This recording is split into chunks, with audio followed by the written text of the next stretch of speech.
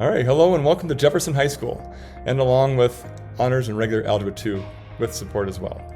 My name is Mr. Anderson, and I'm here to welcome you to our class, and I want to use this time to let you know who I am as well. So let's get started. I went to high school at Minnetonka High School, later graduated, and then went to the University of Minnesota Duluth, where I got my teaching degree there, and then also got to play baseball there for 4 years as well, as a pitcher on the baseball team. And then from there I graduated and then went and got my student teaching at Jefferson High School, where I then eventually applied and got my job here at Jefferson, and I've been working here since.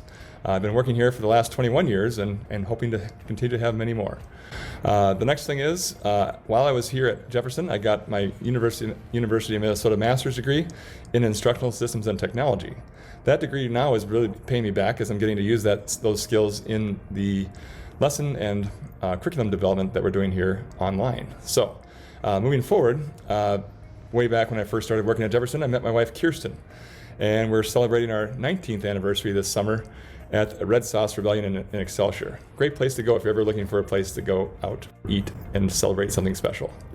Then my family, over those 19 years, began and is now multiplied by 2.5 or by 3 if you count our dog as well. My daughter Annika, who's a sophomore at Eden Prairie High School. My two boys, as you'll notice, are the same age. They're twins, even though they don't look exactly alike.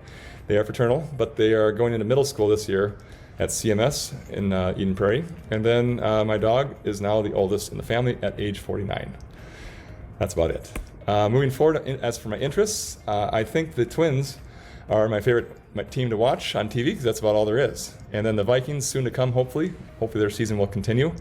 I enjoy playing softball for my church and also coaching baseball for my boys' traveling baseball team. One of our favorite activities as a family is hiking. We do a lot of those things around the state and other parks around the area. And then my last outdoor activity I really like doing is fishing. I like going out and just spending time in the peace and quiet. And my experience that I got to do this summer was with my dad on Father's Day. Me and my two brothers and I went fishing with my dad. And the reason my mom's not in the pictures is because it was an old rowboat that we used for nostalgia to kind of remember the old days of when we lived on Lake Minnetonka or nearby. And we went out fishing in our little rowboat there. Caught as many fish as we could, but my mom was not there, but there's a picture of her as well. And she is my inspiration of why I'm also a math teacher. She was a high school teacher at one point and has inspired me to be a math teacher as well. Both my parents were in education. My dad was a professor at the University of Minnesota. Moving on, one of my other fun experiences was going up to Cross Lake at my wife's family's cabin, and my son got to catch a surprise walleye, about 5 pounds, and super exciting for him as he caught his first walleye.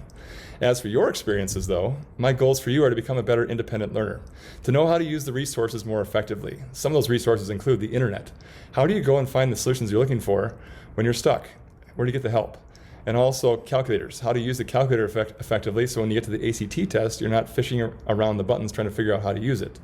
And lastly, how to use people, the people in our classroom, the people that live with you in your house, and the people that you have in your neighborhoods that you can go reference for help.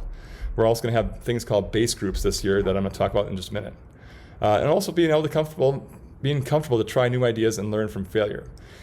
Failure's a great teacher if you're paying attention. And next is my goal also is to make math as hands-on as possible, to give you reasons for why we're learning these things. To build stronger and deeper math foundations so that you can move on in your math career, hopefully moving on to pre-calculus and then calculus and beyond.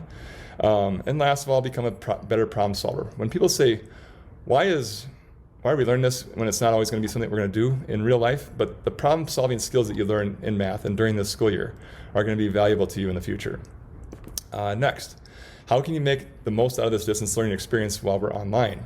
Well, the most important things I've seen from last year that I hope people can learn from mistakes is regular attendance. When you miss class and miss the essential videos or things that we're watching or doing together as a class, that will definitely affect your experience. Working together is also very important. Base groups.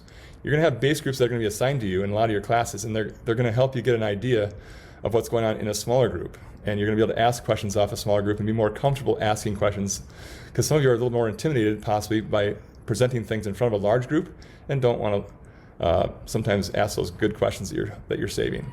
And last of all, we ask email questions when you're stuck. Hopefully you can do that as well. So don't wait. when you get stuck, don't put off your questions until you have time later. And then next, we have outside class and inside class time. The outside class, you're going to have this word called asynchronous. That's where you're going to be watching a lot of videos and things that are more done independently at home and on your own time. And that's the stuff that you're going to be doing when we're not together. And then when we are together in class, that part is called synchronous learning, where you're going to have your base groups, where you're talking with your classmates, this core group of 5 to 6 people. And you're also going to be able to have some communications through some kind of other means to talk with your classmates as well during the same time as a class. And I'll be talking about some things together with you as well. That's just a general look of what's going to be ahead, but there will be more videos to come. So there will be more information specific to what Algebra 2 class is going to look like on a daily routine, the expectations, and all the things that you're going to find within our syllabus. So look forward to seeing you guys soon, and I hope that you can enjoy the rest of the summer of what's left. Thanks, and we'll see you soon.